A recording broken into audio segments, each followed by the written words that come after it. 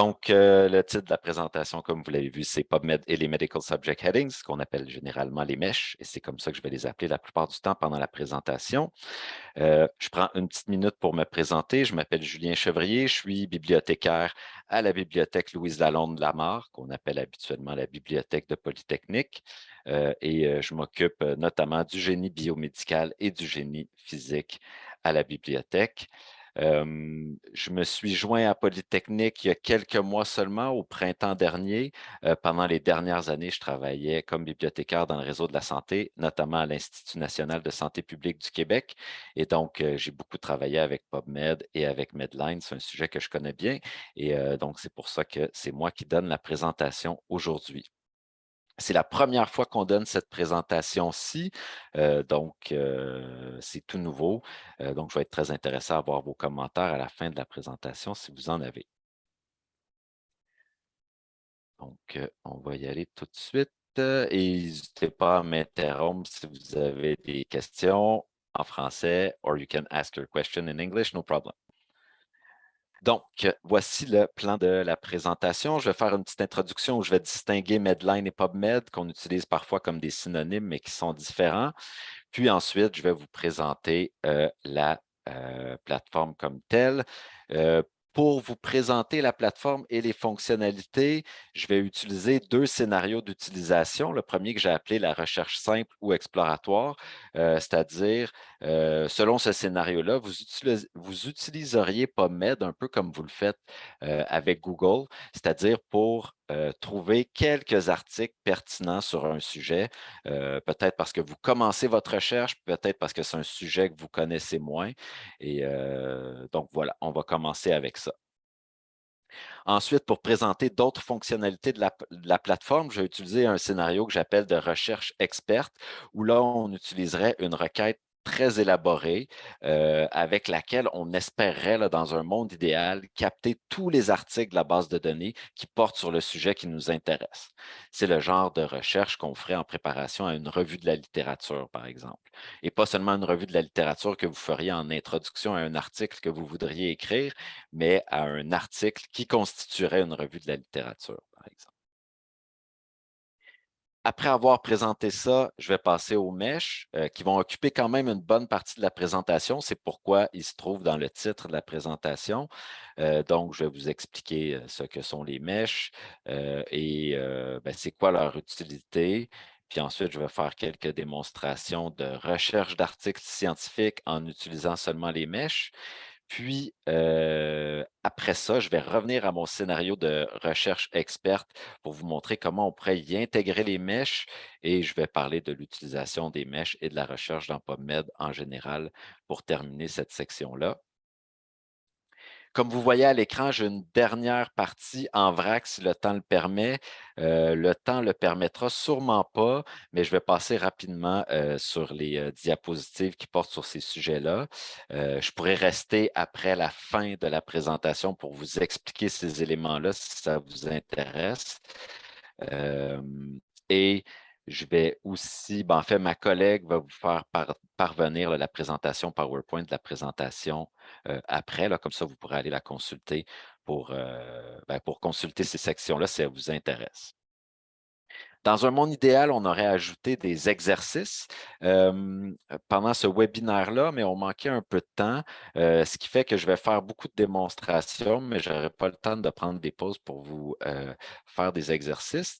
Par contre, je vais vous partager un petit document. Donnez-moi un petit instant. C'est un petit document c'est un fichier texte, en fait, qui contient les requêtes que je vais utiliser pendant la présentation. Donc, si vous le désirez, vous pourrez suivre sur votre poste les démonstrations que je fais devant vous. Vous n'êtes pas obligé de le faire, puis je ne vous recommande pas de le faire, mais si vous voulez le faire, vous pourrez le faire. Laissez-moi juste retrouver mon petit document. Je vais le mettre dans le chat. Donc, normalement, vous devriez pouvoir le télécharger. Là. Ça s'intitule Requête webinaire PubMed. C'est un petit fichier texte, comme j'ai dit, qui contient toutes les requêtes que je vais utiliser dans mes démonstrations. Super. Et là, j'ai préparé ce webinaire-là en essayant d'avoir en tête tous les participants possibles. C'est-à-dire qu'au début, on va commencer vraiment par la base. Si vous avez déjà utilisé PubMed, probablement qu'au début, je ne vous apprendrai rien, mais plus on va avancer, plus je vais présenter des fonctionnalités plus avancées, je dirais. Donc, j'espère que tout le monde pourra apprendre quelque chose. Mais comme j'ai dit, si vous avez déjà un peu d'expérience avec PubMed, probablement que les premiers trucs que je vais vous montrer, vous les connaissez déjà. Alors, je vais commencer avec la recherche simple. Donc, comme j'ai dit, la recherche simple ou exploratoire, c'est un peu… ah non, excusez-moi, j'ai une petite introduction à faire. Je reviens à la recherche simple exploratoire. Je vais juste introduire en présentant la différence entre Medline et PubMed. Donc, peut-être que vous connaissez déjà cette distinction-là, mais je voulais la faire pour que ce soit clair pour tout le monde. Medline, c'est la base de données et PubMed, on peut la considérer comme une plateforme qu'on utilise pour avoir accès à la base de données. Je le précise, entre autres, parce qu'à Polytechnique, on a accès à Web of Science et à SciFinder, qui sont deux autres plateformes qu'on peut utiliser pour interroger Medline. Mais la plateforme que je présente aujourd'hui, moi, c'est PubMed. PubMed a deux grands avantages. D'abord, c'est une ressource qui est gratuite. Et deuxièmement, c'est une ressource qui permet une utilisation très sophistiquée des mèches pour la recherche d'articles scientifiques, plus par exemple que Web of Science. Donc, et c'est pour ça que je vais passer pas mal de temps là, sur les mèches pendant la présentation. Donc, voilà. Donc, je commence avec mon premier scénario d'utilisation pour vous montrer les fonctionnalités de PubMed et je vais tout de suite commencer avec une démonstration. Donc, je vais aller dans PubMed sur mon poste, comme vous le voyez là. Et ce que je vais faire, c'est vous montrer rapidement comment on peut utiliser PubMed pour faire une recherche simple ou une recherche exploratoire, une utilisation un peu comme celle qu'on ferait de Google, c'est-à-dire où on met quelques mots-clés et on recherche. Pendant la présentation, je vais utiliser presque toujours le même exemple que j'utilise immédiatement, qui est celui-ci, c'est-à-dire que le sujet que je vais utiliser en exemple, c'est la spectroscopie Raman en combinaison à l'apprentissage machine pour le diagnostic du cancer. Et donc, disons que je m'intéresse à ce sujet-là et que je débute et je veux avoir une idée du volume de littérature ou je veux trouver quelques articles pertinents sur le sujet, je pourrais commencer par entrer quelques mots-clés dans PubMed et cliquer sur Search, tout simplement. Donc, une fois qu'on a lancé la recherche, la plupart du temps, PubMed va nous retourner un ensemble de résultats. Dans certains cas, il va nous en retourner deux. Et c'est l'exemple qu'on a à l'écran. J'ai un ensemble de 4 résultats en tête et ensuite, j'ai un peu plus de 100 résultats qui s'affichent par la suite. Ces 4 résultats-ci apparaissent pas toujours, mais ils sont apparus dans ce cas-ci parce que PubMed a interprété la requête que j'ai entrée ici et se dit, entre guillemets, probablement que l'usager recherche un article en particulier dont il connaît le titre, par exemple. Et donc, les premiers résultats qu'il y a ici, c'est des articles dont le titre contient les mots qu'il y a ici. Mais bon, comme je vous dis, cet ensemble-là n'apparaît pas toujours. Les vrais résultats, si on veut, sont ici. Je vais juste faire un petit changement que j'avais oublié de faire. Je vais mettre en best match. Donc, ce que je viens de faire là, c'est que j'ai changé le tri. Le tri par défaut dans PubMed est un tri par pertinence, c'est-à-dire que les résultats qui se trouvent ici sont ordonnés selon un algorithme et donc les premiers résultats dans la liste sont estimés à être plus près de ma requête et donc d'être plus pertinents. Donc, je vais cliquer sur un titre pour aller vous présenter une notice PubMed plus dans le détail. Si vous avez l'habitude d'utiliser des bases de données de littérature scientifique, il n'y a rien qui va vous surprendre là. C'est organisé comme ça l'est habituellement, mais je la parcours quand même rapidement avec vous. On a d'abord le titre, les auteurs, on peut faire afficher l'affiliation des auteurs en cliquant ici. Et on a le résumé. Et à la fin de la notice, on va trouver les mèches ici qui décrivent le sujet de l'article. Je vais revenir sur les mèches un peu plus tard dans la présentation. Donc, voilà. Si vous voulez avoir accès au texte intégral de l'article, vous avez les liens qui se trouvent généralement à droite ici. Dans ce cas-ci, c'est un article en libre accès. Donc, que vous cliquiez sur le lien vers le site de l'éditeur ou vers le lien vers une copie gratuite, là, ça ne changera rien. Si c'était un article qui n'était pas en libre accès et auquel on ne semblait pas avoir accès, vous pourriez utiliser le bouton Document qui tente de chercher le texte intégral de l'article dans les abonnements de la bibliothèque.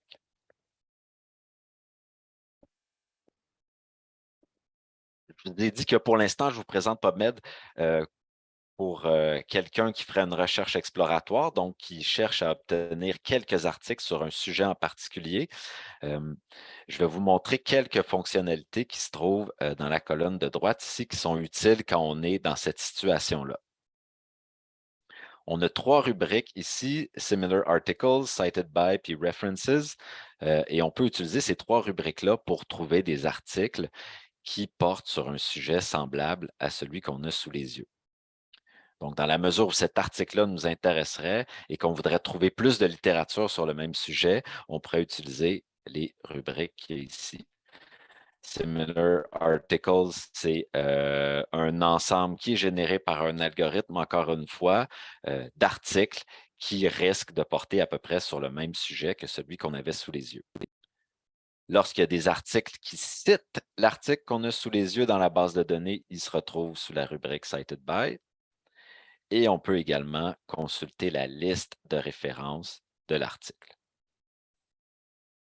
Et comme vous avez vu, là, il y a des petits raccourcis ici vers chacune de ces sections-là. Donc voilà pour... ah non, il me reste une dernière chose que je veux vous montrer comme présentation générale de PubMed. Je veux vous présenter les filtres qui se trouvent dans la colonne de gauche ici et qui nous permettent de raffiner l'ensemble de résultats qu'on a sous les yeux. Encore une fois, c'est le même type de filtre que vous retrouveriez dans Web of Science ou dans Compendex ou dans une autre base de données de littérature scientifique. Si vous voulez limiter aux dernières années, vous pouvez le faire avec la petite poignée qui est ici. On pourrait descendre, par exemple, aux 3 dernières années de cette façon-là. Les filtres qu'il y a ici, c'est rare qu'on les utilise. Une rubrique qui est intéressante à connaître et pour laquelle je veux vous parler pendant quelques instants, c'est la rubrique Article Type. On va utiliser les filtres sous Article Type le plus souvent pour limiter notre ensemble de résultats aux revues de la littérature. Et on peut être intéressé par les revues de la littérature, mais dans ce cas-ci, parce que je commence à m'intéresser à un sujet, et donc ça peut être un bon point de départ pour moi de lire une revue de littérature sur le sujet. À d'autres occasions, on va avoir un très gros ensemble de résultats, par exemple quelques milliers. Ce n'est pas vraiment praticable de passer à travers ce gros ensemble-là, et donc on va limiter aux revues de la littérature pour commencer par parcourir les revues de la littérature. Donc, pour faire ça, on commencerait par sélectionner Review. Mais comme on est dans PubMed, qui est une ressource en sciences de la santé, sciences biomédicales, c'est très important de ne pas oublier de cocher également Systematic Review et Meta-Analysis. Vous êtes peut-être déjà familier avec ces expressions-là, mais la revue systématique est un type de revue de la littérature qui est très important en sciences de la santé. Et d'ailleurs, si on a des revues systématiques sur un sujet, c'est une bonne idée de débuter par les revues systématiques avant de consulter les revues. Et les méta-analyses, c'est un type de revue systématique qui fait une synthèse quantitative là, des résultats trouvés dans la revue de la littérature. Mais donc, sans entrer dans les détails, parce qu'on n'a pas vraiment le temps aujourd'hui, ce qu'il faut savoir, c'est que si vous vous intéressez aux revues de la littérature et que vous êtes dans PubMed, n'oubliez pas de cocher Review, Systematic Review et meta-analysis. Je vais les décocher pour avoir un ensemble de résultats plus grand. Et comme je l'ai dit et je le répète, n'hésitez pas à m'arrêter si vous avez des questions, soit par le chat, en levant votre main ou en prenant la parole simplement. Bon, on a vu les article types. Ensuite, on a la date de publication qui revient un peu à la même chose que mon petit graphique ici. Et on a des filtres additionnels, les additional filters. Je vais aller vous les présenter là, pour vous montrer ceux qu'on pourrait vouloir utiliser le plus souvent. Si c'est un autre type d'article qui nous intéresserait, on pourrait aller le choisir là.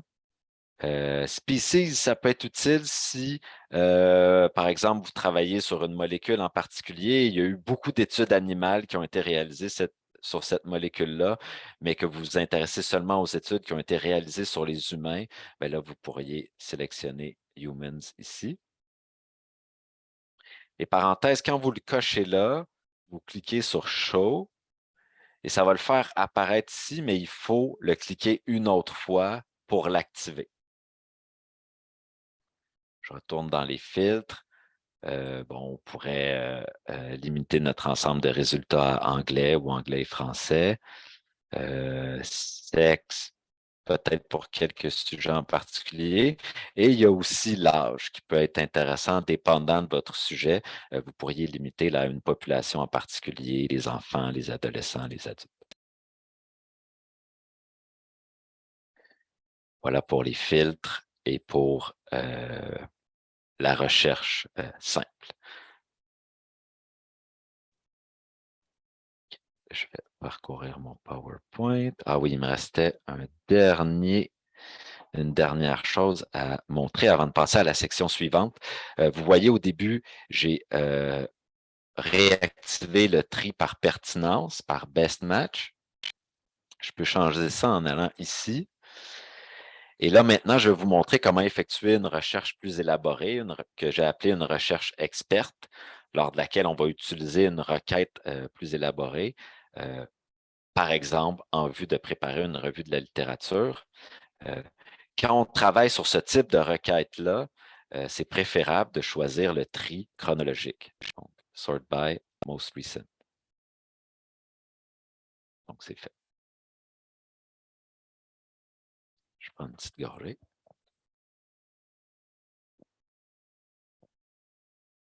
Donc, avant de vous présenter la recherche experte, je fais un petit rappel sur les principales étapes de la recherche documentaire, parce qu'avant de se lancer dans une recherche experte, peu importe la base de données qu'on utilise, on a un travail préalable à faire. On ne fera pas ce travail-là aujourd'hui parce que ce n'est pas l'objectif du webinaire, mais je vais quand même le rappeler rapidement là, pour situer les choses, puis vous montrer un peu les étapes franchies pour arriver à la requête plus élaborée que je vais vous présenter ensuite pour vous montrer d'autres fonctionnalités de la plateforme PubMed. Donc, je vais conserver le même exemple que je vous ai déjà présenté, donc le diagnostic du cancer par la spectroscopie Raman et l'apprentissage machine. Donc, imaginons, par exemple, que je veux réaliser une revue de la littérature sur ce sujet-là. Évidemment, dans la vraie vie, là, probablement que je travaillerais sur un type de cancer, mais pour l'exemple, j'ai décidé d'utiliser le cancer de façon générale parce que c'était utile pour les démonstrations que je voulais vous faire. Donc, disons qu'on réalise une revue de littérature sur ce sujet-là. Première étape, c'est de ramasser la littérature et donc de faire une stratégie de recherche ou une requête bien élaborée qu'on va lancer dans PubMed. Donc, il faut suivre les étapes que vous trouvez ici. Je fais un rappel rapide. Là, si vous voulez approfondir cette matière-là, il y a un guide sur le site web de la bibliothèque que vous pouvez aller consulter. Et à l'occasion, on donne des formations, des présentations sur ce sujet-là aussi. Il faut seulement surveiller le calendrier de la bibliothèque pour les connaître. Donc, je passe rapidement par les étapes. On doit définir le besoin d'information. Dans ce cas-ci, on reprend le sujet à peu près tel quel. Dans d'autres cas, il faut réfléchir un peu plus et peut-être adapter notre sujet à un besoin d'information, mais dans ce cas-ci, on n'a pas vraiment besoin de le faire. Ensuite, on décompose le besoin d'information en concepts. On va voir ça à la prochaine diapositive.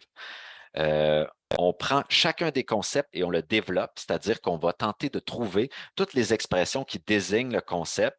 Ça peut être des synonymes du concept, des expressions connexes, des expressions particulières. Vous allez voir dans mon exemple dans un instant. Et donc, il faut identifier toute cette liste d'expressions-là en préparation à l'élaboration de la requête qu'on va lancer dans la ressource. La quatrième étape, c'est lancer la recherche dans la ressource, dans ce cas-ci, PubMed. Et donc, ça demande un dernier travail à cette étape-là qui revient à prendre les expressions de notre plan de concept et à faire une requête qui respecte la syntaxe de la ressource qu'on utilise. Dans ce cas-ci, PubMed. On ne rédige pas une requête de la même façon pour PubMed que pour Web of Science, par exemple. Il faut respecter la syntaxe de la ressource. Ensuite, normalement, il y aurait une étape ou plusieurs étapes d'optimisation où on reviendrait sur notre stratégie de recherche ou notre requête et on l'améliorerait. Ça, on ne fera pas vraiment ça aujourd'hui. Donc, plus visuellement, je vous présente un plan de concept. Donc, dans l'encadré en haut, j'ai le besoin d'information. J'ai identifié 4 concepts dans ce besoin d'information-là: le diagnostic, le cancer, la spectroscopie Raman et l'apprentissage machine. Pour l'exemple, je laisse tomber le diagnostic parce qu'après ma recherche exploratoire, je me suis rendu compte que lorsqu'on parle de spectroscopie Raman, apprentissage machine et cancer, la plupart du temps, il est question de diagnostic, donc je peux laisser tomber ce concept-là. On aurait peut-être pu laisser tomber le concept d'apprentissage machine également, mais dans ce cas-ci, je garde les 3.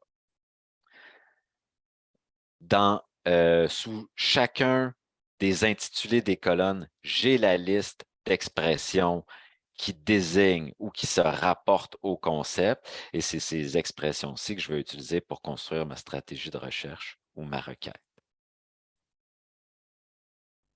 On va faire apparaître ça.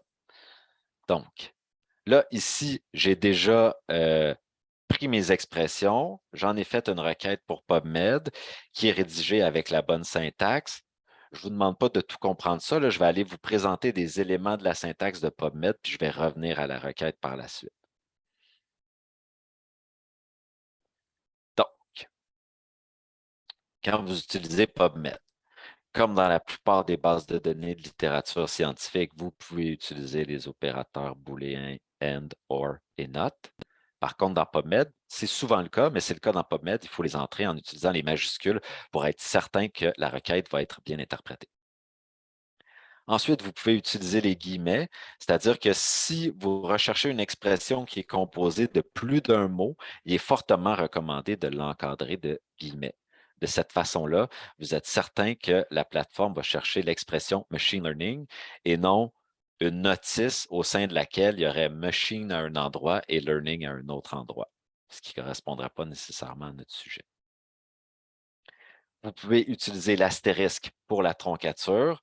Je donne un exemple.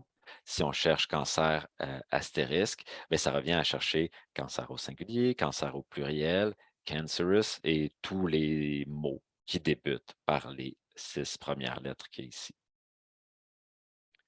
Dans PubMed, ce n'est pas le cas dans toutes les bases de données. On peut combiner les deux, c'est-à-dire qu'on peut avoir une expression mise entre guillemets qui contient également une astérisque, dans ce cas-ci pour avoir Neural Network au singulier et au pluriel.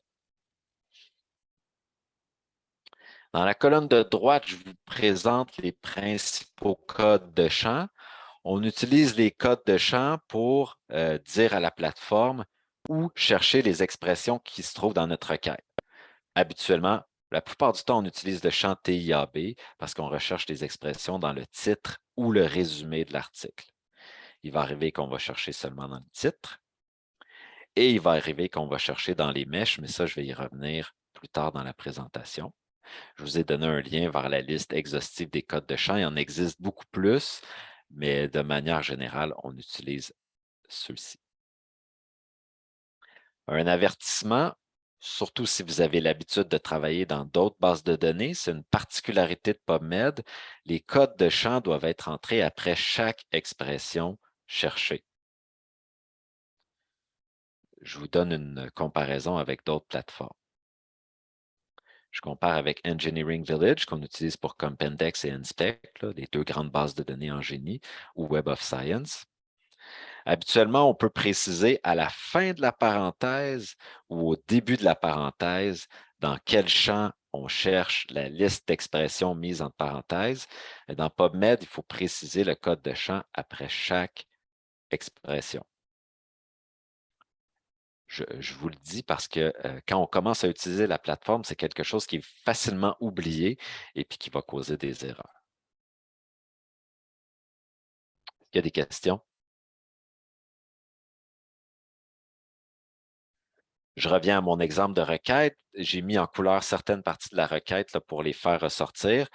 Donc, j'ai mis mon code de champ après chaque expression.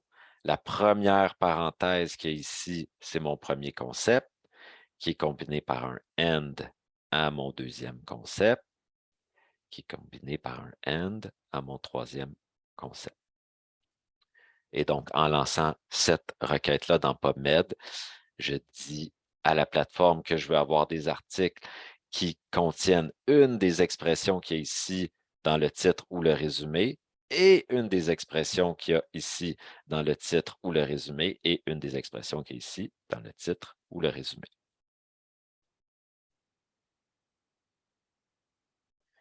Je vais retourner dans PubMed et je vais aller lancer la requête. Je vais revenir à la page d'accueil, mais ça ne change pas grand-chose.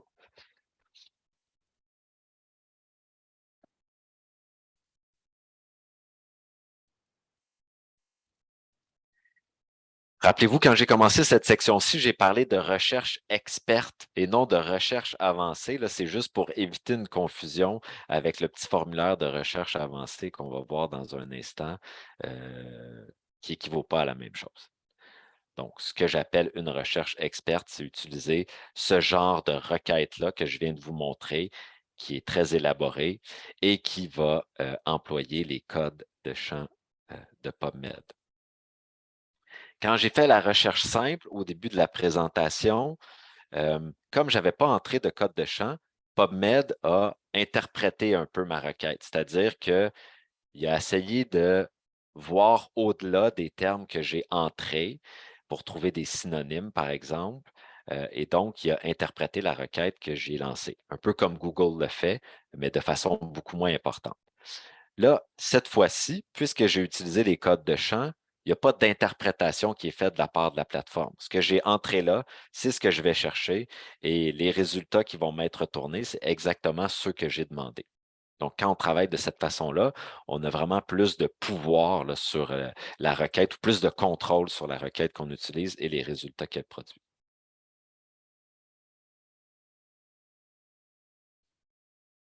Et voilà, j'ai un peu plus de résultats que tantôt.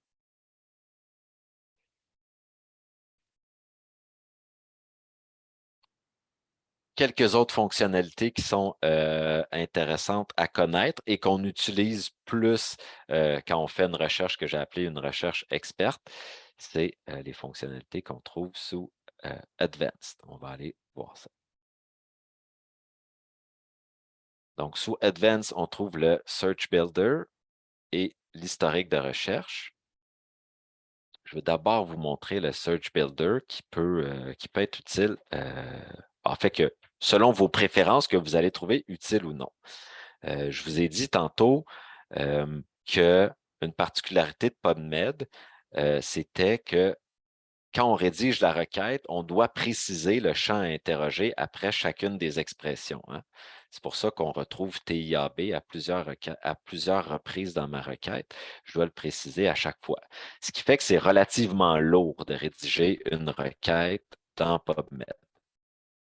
Mais pour s'économiser un peu de temps ou de travail, on peut utiliser le Search Builder. Je vais vous montrer comment. Disons que je reprends mon premier concept de spectroscopie Raman.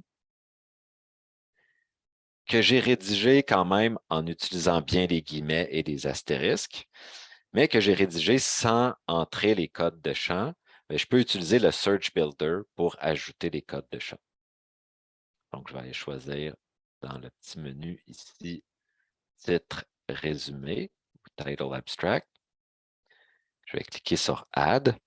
Et là, dans la Query Box, ma requête est réapparue là, mais avec les codes de champ appropriés. Cette fois-ci, ils sont écrits au long, donc c'est écrit Title Abstract, mais ça revient, c'est l'équivalent de TIAB, là, qui est la version abrégée du code de champ. Et là, je pourrais chercher ça, par exemple. Je reviens au formulaire avancé. Et donc, si je voulais, si j'avais travaillé chacun de mes concepts séparément, par exemple, là, je pourrais aller les ajouter un par un. C'est ce que je vais faire pour me permettre de vous montrer une autre chose qu'on peut faire dans le formulaire de recherche avancée. Donc, j'ajoute mon concept d'apprentissage machine. Je l'ajoute. Cette fois-ci, je vais utiliser la petite option Add to History. Comme ça, je vais rester dans cet écran-ci plutôt que de retourner à la liste de résultats. Et je vais ajouter ça ici. Donc, mon dernier concept de cancer. Ah, je vais l'ajouter à l'histoire. Bon, je vous montre ça simplement pour vous donner un exemple de combinaison des requêtes de l'historique à l'aide d'opérateurs booléens en utilisant cette boîte-là. C'est-à-dire que là, j'ai les 3 morceaux de ma requête qui sont là, de la requête qui est ici, et je vais les combiner en utilisant un AND et les numéros de requête. Donc, je vais aller avec 8 and 9, oups, and 10. Et donc, de le formuler de cette façon-là, à partir des requêtes que là, j'obtiens les mêmes résultats que j'obtenais ici. Je vous le montre pour que vous le sachiez, dépendant de votre méthode de travail, peut-être que vous préférez fonctionner comme ça ou y aller d'un coup comme j'ai fait la première fois. Je vous montre ça aussi pour vous dire que vous pouvez utiliser l'historique de recherche un peu de cette façon-là quand vous travaillez votre stratégie et que vous voulez vérifier un changement que vous avez fait à votre stratégie. C'est une manœuvre qui est vraiment très utile quand vous travaillez votre stratégie de recherche là, ou votre requête. Donc, c'est pour ça que je veux vous le montrer. Disons que je regarde ma stratégie qui est ici. Je regarde mon concept de cancer, puis je me dis, ah, j'ai oublié oncologie et les expressions qui ressemblent à oncologie, qui pourraient être intéressantes pour représenter mon concept de cancer. Donc, je veux ajouter oncologie à ma stratégie de recherche. Je vais simplement copier ma requête. Ici.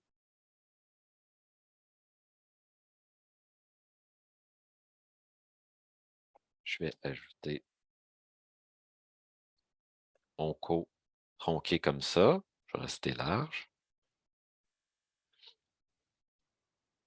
Je vais ajouter la requête à mon historique. Donc, de 220 ici, je suis passé à 222. C'est pas une grosse différence. Je pourrais me dire, je vais garder onco tronqué sans plus de réflexion. Mais si je voulais savoir quels sont exactement les nouveaux résultats produits par l'ajout de onco tronqué à ma stratégie, mais je pourrais le faire en utilisant l'historique de recherche. Ce que je ferais, c'est que dans la query box ici, je peux dire, prends l'ensemble de résultats 12, les 222, et soustrait tous les résultats de 7, les 220. Donc, pour ça, je ferais 12 note 7. Je vais le mettre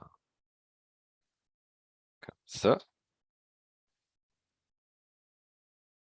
J'obtiens 2 résultats sans grande surprise, mais je pourrais aller voir exactement quels sont les résultats qui ont été ajoutés par Onco. Comme j'ai dit, dans ce cas-ci, c'est juste 2 résultats, ça n'a pas un gros impact. Mais si la modification que j'avais faite à ma requête avait ajouté 150 résultats, ben avant de décider si je conservais la modification que je venais de faire, ben je serais sûrement intéressé à voir quels sont ces 150 résultats-là. Et donc ensuite, il me resterait juste à cliquer sur le petit nombre qui est ici pour retourner à la liste de résultats. Et là, je peux voir qu'est-ce que ça fait d'ajouter Onco tronqué à ma stratégie de recherche.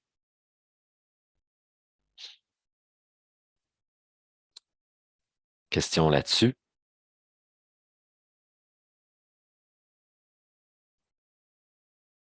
Je vais retourner au PowerPoint.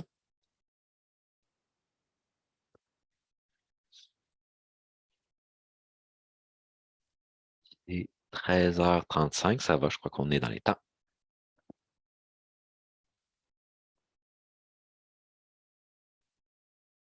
OK, donc là, c'est terminé pour la première partie où je vous montrais comment utiliser PubMed pour effectuer une recherche plutôt exploratoire ou une recherche plus élaborée.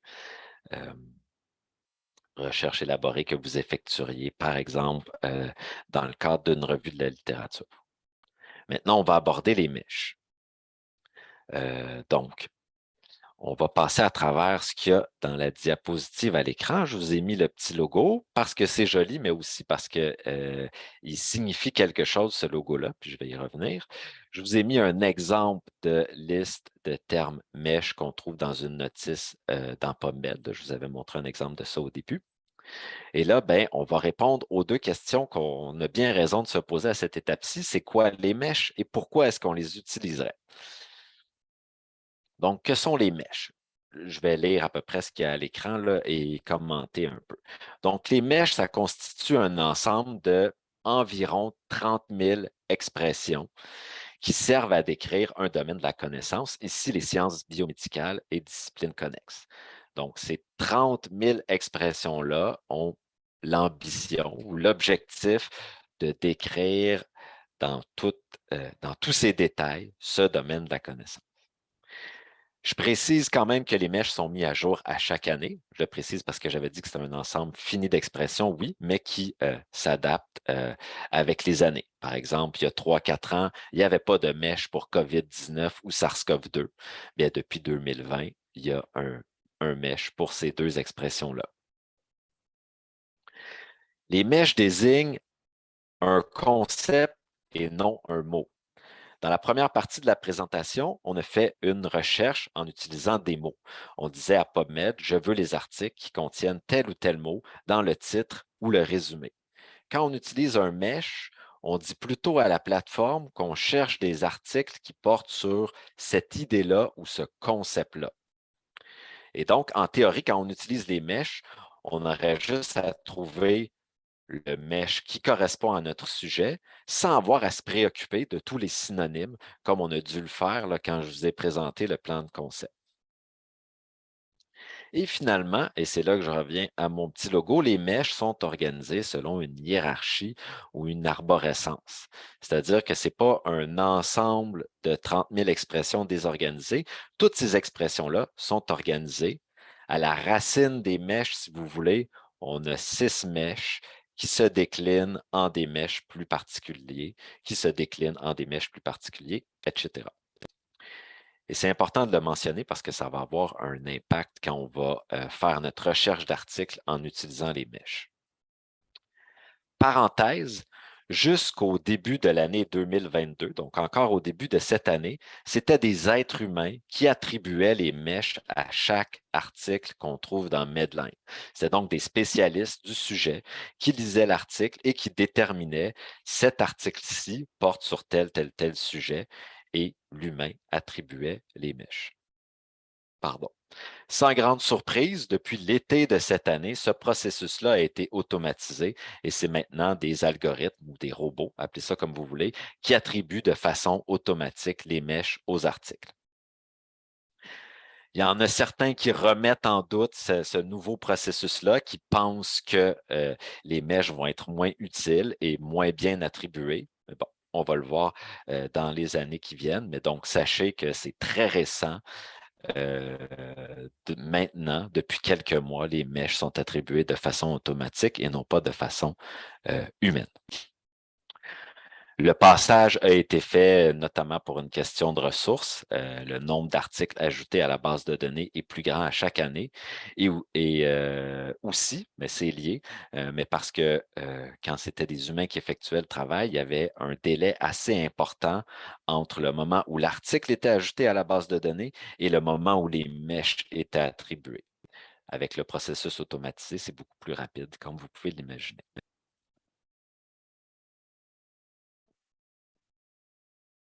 Pourquoi utiliser les mèches? D'abord, ils permettent une autre façon d'approcher la recherche d'articles scientifiques. C'est ce que je vais vous montrer en premier par la suite. Ensuite, en complément au vocabulaire libre, ce que j'appelle le vocabulaire libre, c'est la recherche au titre et au résumé, comme je vous l'ai montré dans la première partie. Donc, en utilisant le vocabulaire libre en combinaison avec les mèches, donc la recherche titre-résumé avec les mèches, on peut élaborer des requêtes qui visent un haut niveau d'exhaustivité. C'est-à-dire que si on veut maximiser nos chances d'obtenir tous les articles sur le sujet qui nous intéresse, on gagne à utiliser la recherche titre résumé et la recherche avec les mèches. Je vais y revenir un peu plus tard. Et finalement, les mèches peuvent être très utiles simplement comme dictionnaire ou encyclopédie des sciences biomédicales.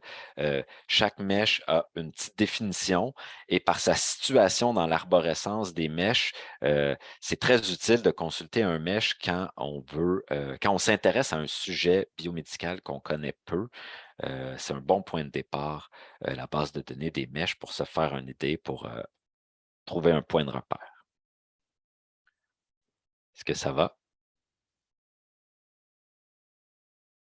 Donc, je vais d'abord vous montrer comment on pourrait utiliser les mèches pour effectuer une recherche d'articles plutôt que d'utiliser la recherche titre-résumé.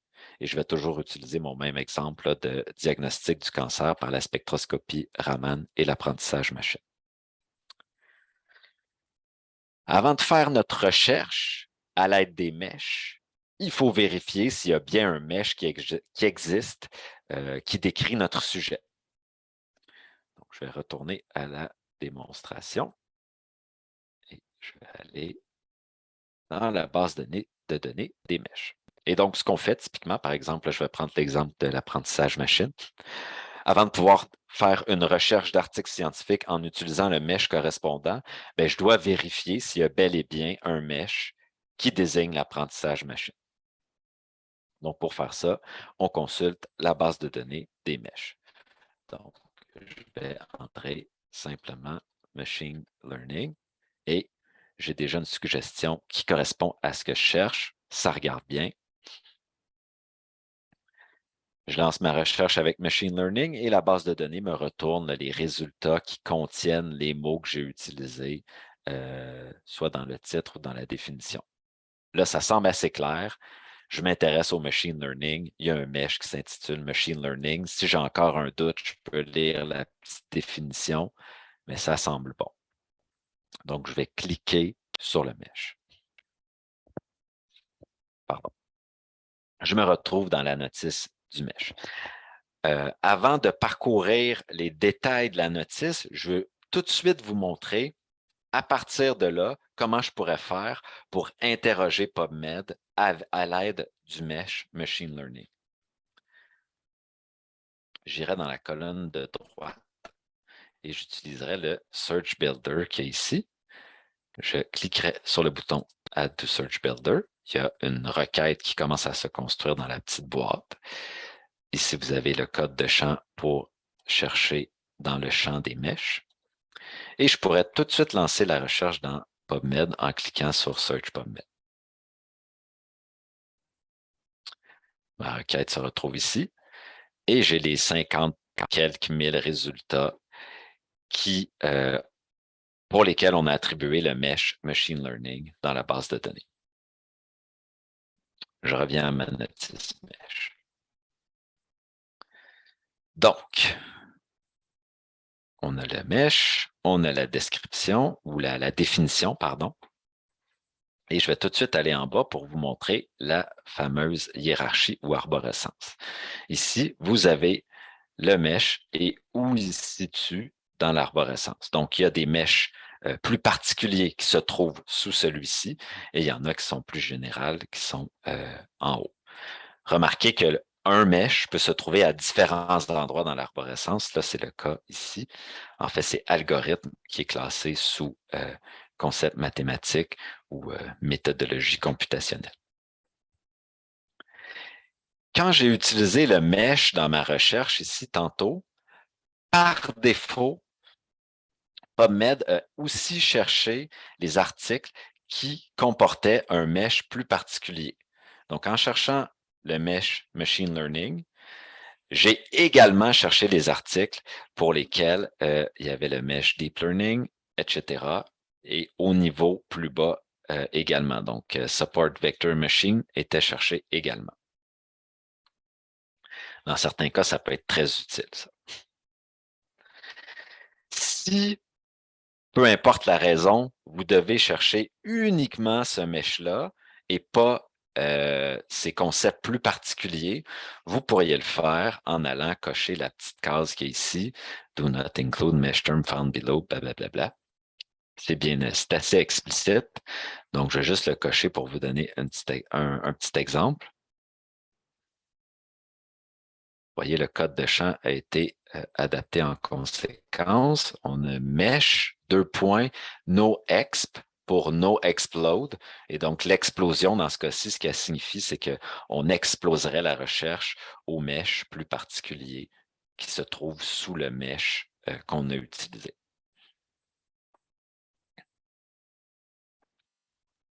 On pourrait également utiliser le mesh, mais seulement qu'en tant que major topic. C'est-à-dire que chaque article dans Medline se voit attribuer une liste de meshs et certains des meshs qui sont attribués sont identifiés comme des major topics, sont identifiés par un petit astérisque. Ce que ça veut dire, c'est que le concept désigné par le mesh occupe une place particulièrement importante dans l'article. Et donc, on pourrait faire ça ici. Et encore une fois, mon code de champ est ajusté en conséquence. C'est écrit major ici parce que je cherche des articles pour lesquels il y a le mesh machine learning et que ce mesh-là est un major topic. Dernière petite fonctionnalité de recherche que les meshes nous offrent, c'est les subheadings. Les subheadings, c'est des qualificatifs qui sont attribués aux meshes pour en préciser le sujet. Un exemple simple, disons que je m'intéresse à l'utilisation éthique de l'apprentissage machine, mais je pourrais aller cliquer le petit subheadings qui est ici. Et vous voyez encore une fois, la requête est construite de la bonne façon. Donc, j'ai machine learning / ethics. Et donc, dans PubMed, j'ai 32 résultats seulement qui correspondent à ce sujet-là. Je vais juste aller dans la notice pour vous montrer la liste de mèches là, et donner quelques dernières petites précisions.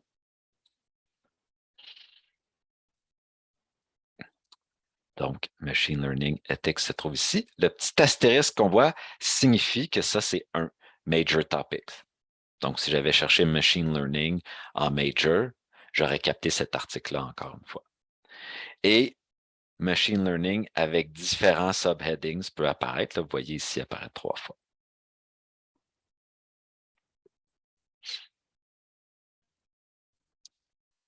Question là-dessus?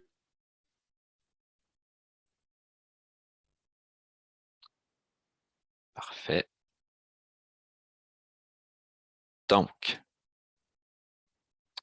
maintenant, je vais vous montrer rapidement comment je pourrais effectuer, en exploitant seulement les mèches, la même recherche que je fais depuis le début, c'est-à-dire une recherche sur la spectroscopie Raman et l'apprentissage machine pour diagnostiquer le cancer. Je pourrais faire cette recherche-là uniquement avec des mèches.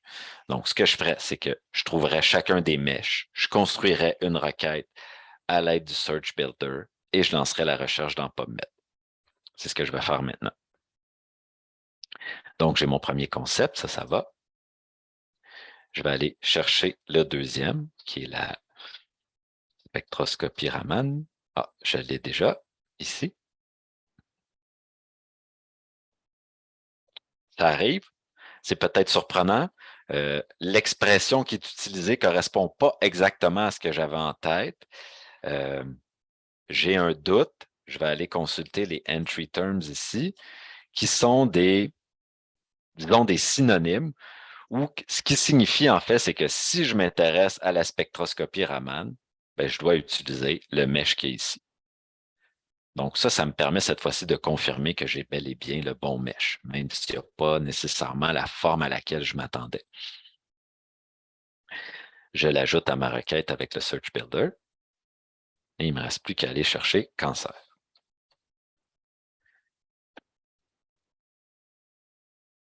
Autre possible surprise, le mesh pour cancer dans PubMed, c'est néoplasme, qui signifie tumeur.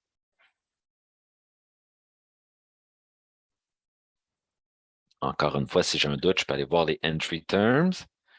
Cancer est là. Et en fait, c'est pas si surprenant une fois qu'on y pense. Néoplasme désigne des tumeurs. Et donc, en utilisant ce mesh-ci, ben, je vais avoir tout ce qui porte sur les tumeurs, mais qu'elles soient cancéreuses ou qu'elles ne soient pas cancéreuses. Je l'ajouterai à ma requête. Avant de lancer la requête, je veux juste prendre une petite minute pour qu'on aille regarder l'arborescence de néoplasme, qui, comme vous pouvez peut-être vous l'imaginer, est extrêmement élaborée puisqu'on est dans une base de données de littérature en sciences de la santé. Donc, je vous parcours la liste, là. Il y en a beaucoup, beaucoup, beaucoup. Et notez qu'à chaque fois que vous voyez un petit point comme ça signifie que l'arborescence se poursuit sous le mesh qu'on voit, par exemple. Bon, là, dans ce cas-ci, il y en a juste un autre, mais des fois, ça peut continuer à un ou deux niveaux plus bas. Et comme là, vous voyez, dans ce cas-ci, d'utiliser le mesh, c'est extrêmement économique parce que j'ai juste à dire néoplasme, crochet MH, et je vais capter tous les articles sur lesquels il y a n'importe quel des mèches qui se trouvent dans cette très longue liste-là. Évidemment, c'est assez rare qu'on effectue des recherches sur tous les types de cancers. Là, habituellement, on précise davantage, mais pour mon exemple aujourd'hui, ça fonctionne comme ça. Donc, ma requête est là, j'ai mes trois concepts. Je vais lancer la recherche dans PubMed.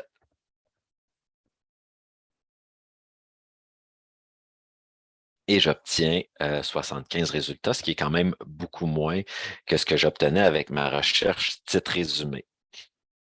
On peut imaginer que dans ces 75 résultats-là, le taux de pertinence des articles est un petit peu plus élevé. Il risque d'avoir plus d'articles pertinence par rapport au nombre d'articles total que j'en avais dans ma recherche titre résumé. Par contre, il est certain que certains articles sont juste captés avec les mèches, alors que d'autres articles étaient juste captés avec la recherche titre résumé. C'est pour ça que j'ai dit plus tôt qu'il est utile d'utiliser les deux quand on fait une requête qu'on veut la plus exhaustive possible. Je reviens un petit instant à mon PowerPoint.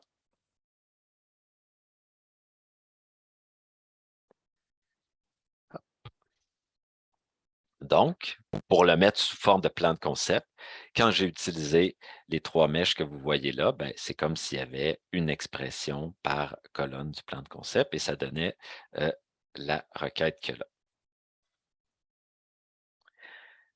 Disons que je suis toujours dans mon scénario d'utilisation où je veux faire une recherche très exhaustive, que j'aimerais idéalement avoir tous les articles scientifiques de la base de données Medline qui portent sur ce sujet-ci.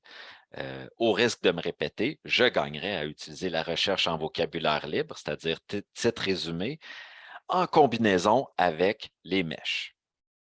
Et donc, si on veut représenter ça sous forme de plan de concept, ça donnerait le tableau suivant.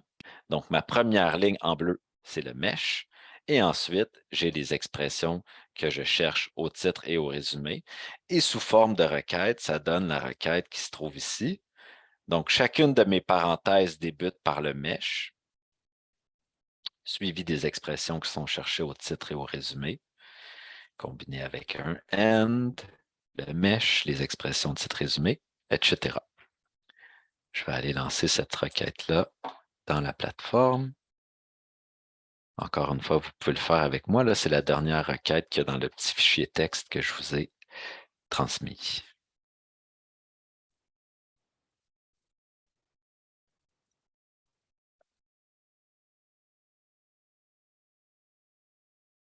« 238 résultats. Je vais aller dans l'historique de recherche pour qu'on puisse les regarder ensemble. Donc, mesh et titre résumé 238. Ça en donne pas beaucoup plus que ma recherche titre résumé, mais ça en donne quand même un nombre plus élevé. En fait, il faudrait regarder celui avec 220, là, parce qu'ici, j'avais ajouté onco. Dépendant du sujet sur lequel vous allez travailler, l'ajout des mèches va avoir un impact plus ou moins grand. Mais comme je vous dis, si vous visez un bon niveau d'exhaustivité, il est toujours conseillé d'utiliser et les mèches et la recherche titre résumé. Est-ce que vous avez des questions sur les mèches?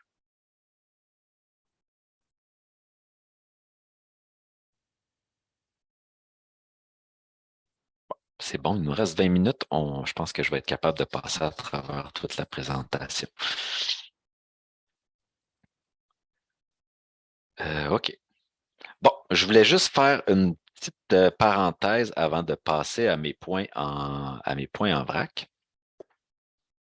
Il va arriver, justement, quand vous faites ce genre de recherche-ci, là, où vous voudriez obtenir tous les résultats qui portent sur un sujet en particulier, par exemple parce que vous effectuez une revue de la littérature, il va arriver que vous faites votre plan de concept, vous énumérez vos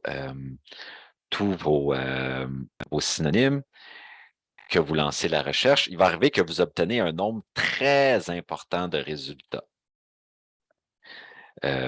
Et là, ça peut être dur de gérer ce nombre très important de résultats-là. Mais dans ces cas-là, il peut être utile d'utiliser, au moins pour commencer, seulement la recherche au titre et seulement les mèches major, par exemple, ce qui va réduire votre nombre de résultats et qui va augmenter le taux de pertinence des résultats que vous allez obtenir. Là, dans ce cas-ci, j'avais un sujet pour lequel il n'y a pas énormément de résultats, donc c'était facile à gérer, mais sachez que parfois, il est utile de commencer avec la recherche au titre seulement et les mèches major.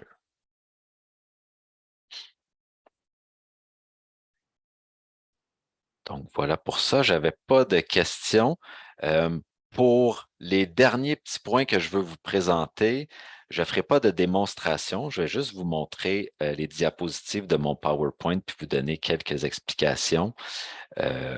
Et après ça, ça va compléter le webinaire. D'après moi, on devrait finir dans 5 minutes.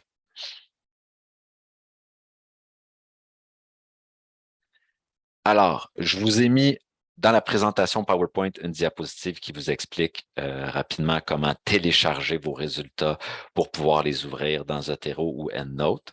Donc, si vous utilisez un logiciel de gestion bibliographique, vous pouvez transférer vos résultats de PubMed à EndNote ou Zotero.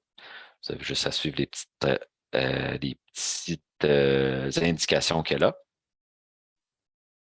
Je vous ai aussi mis les étapes pour vous créer un compte MyNCBI. MyNCBI est comme une entité là, qui englobe PubMed et d'autres bases de données. Et donc, vous pouvez vous créer un compte NCBI avec votre adresse à Polytechnique en passant par les étapes qu'il y a là. À quoi ça sert de créer le compte MyNCBI? Bien, ça vous permet de sauvegarder des recherches, paramétrer des alertes et des alertes par courriel. Là, par exemple, si vous avez une bonne stratégie de recherche et que vous voudriez obtenir les résultats qui sont publiés ultérieurement captés par votre stratégie de recherche, vous pourriez paramétrer une alerte par courriel. Puis vous avez aussi d'autres options là, pour contrôler l'affichage des résultats, là, par exemple, pour surligner vos termes de recherche, des choses comme ça. Et dernière chose, je vous ai donné des petites instructions et des conseils pour effectuer une recherche par auteur dans PubMed. Donc, quel champ utiliser, sous quelle forme entrer le nom de l'auteur et dans certains cas, si votre nom d'auteur n'est pas un nom très spécifique, il pourrait être utile d'ajouter la chaîne qu'il y a ici, la partie de requête qu'il y a ici, afin de limiter vos résultats à Polytechnique Montréal. Mais c'est rare qu'on a besoin de faire ça. Dans un exemple selon lequel on aura un auteur de Polytechnique Montréal, évidemment. Donc, ça clôt la présentation.